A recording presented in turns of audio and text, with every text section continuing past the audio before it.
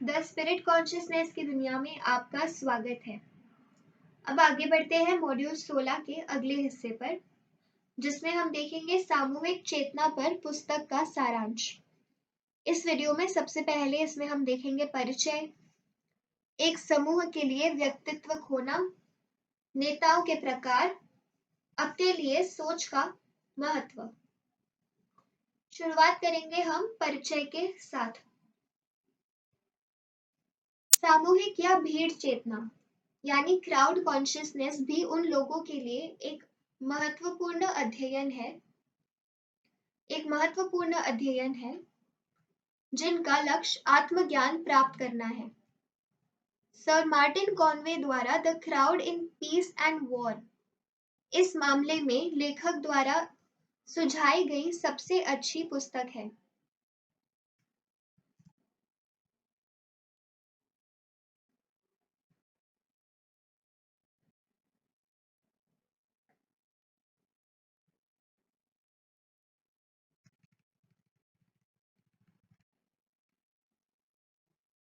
The spirit consciousness में आपका स्वागत है। अब हम आगे बढ़ेंगे मॉड्यूल 16 के अगले हिस्से पर, जो है सामूहिक चेतना पर पुस्तक का सारांश। इस वीडियो में सबसे पहले हम देखेंगे परिचय, एक समूह के लिए व्यक्तित्व खोना, नेताओं के प्रकार, अपने लिए सोच का महत्व। सबसे पहले शुरुआत करेंगे परिचय के साथ। सामूहिक या भीड़ कॉन्शियसनेस भी उन लोगों के लिए एक महत्वपूर्ण अध्ययन है जिनका लक्ष्य आत्मज्ञान प्राप्त करना है। सर मार्टिन कॉनवे द्वारा the crowd in peace and war इस मामले में लेखक द्वारा सुझाई गई सबसे अच्छी पुस्तक है। सर मार्टिन निम्नलिखित महत्वपूर्ण तथ्यों को महान समझ और पर्याप्त चित्रों के साथ दिखाते हैं। नीचे दिए गए बिंदु केवल बहुत उपयोगी और विश्वसनीय पुस्तक में सूचीबद्ध प्रमुख सिद्धांतों का एक बहुत ही संक्षिप्त विवरण है। छात्र को अपने लिए इस पुस्तक का विस्तार से अध्ययन अवश्य करना चाहिए। इन पुस्तकों का अध्ययन करने से छात्र को यह समझने में मदद मिलेगी कि जनमत कैसे प्रभावित होता है, अपनी राय और विश्वास का मूल्यांकन करने के लिए भी। अब देखते हैं एक समूह के लिए व्यक्तित्व खोना। अधिकांश लोगों को उनके जीवन भर में एक विशिष्ट मनोवैज्ञानिक भीड़ से पाला जाता है। ये भीड़ एक समान तरीके से सोचती और महसूस करती है। ऐसी भीड़ के उदाहरणों में शामिल है पारिवारिक दोस्त, साथियों, स्कूल, कॉलेज और विश्वविद्यालयों, स्कूल ऑफ थॉट, धर्म, राजनीतिक दल और राष्ट्र इत्यादि। इन भीड़ को मुख्य रूप से भावनाओं के बजाय विचार द्वारा नियंत्रित किया जाता है। ये भावना महसूस कर सकते हैं लेकिन सोच नहीं सकते।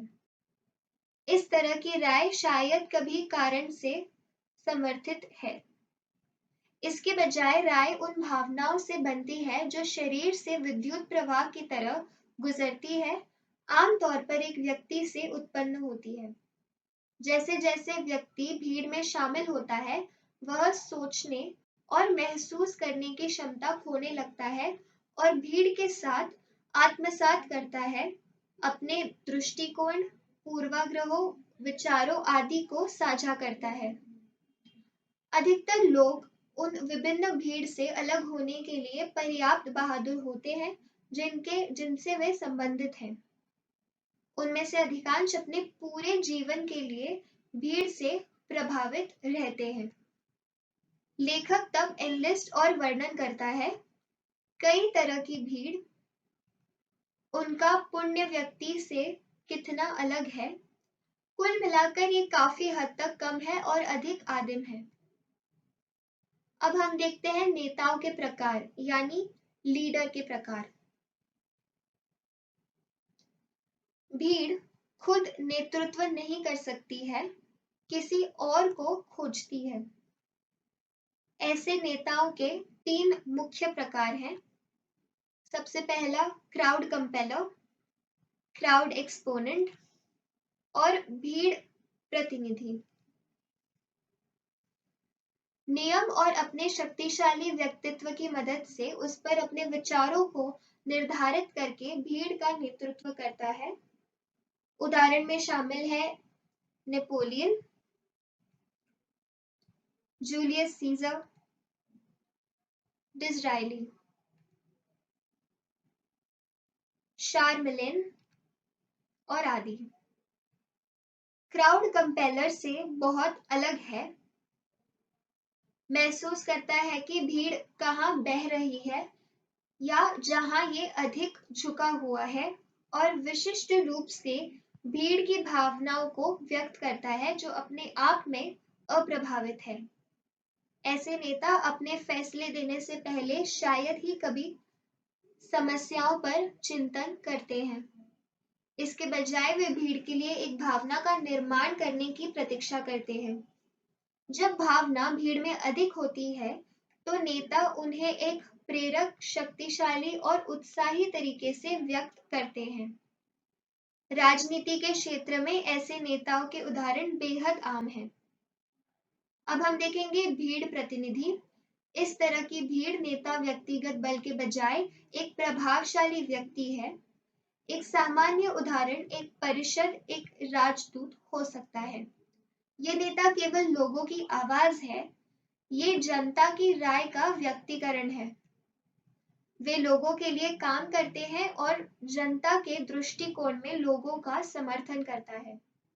भीड़ प्रतिनिधि को अपनी व्यक्तिगत राय व्यक्त नहीं करनी चाहिए और ये देखना चाहिए कि क्या वे वास्तव में वही महसूस कर रहा है जो लोग महसूस कर रहे हैं और लोगों की भावनाओं और इच्छाओं के अनुरूप है। अब हम देखेंगे अपने लिए सोच का महत्व।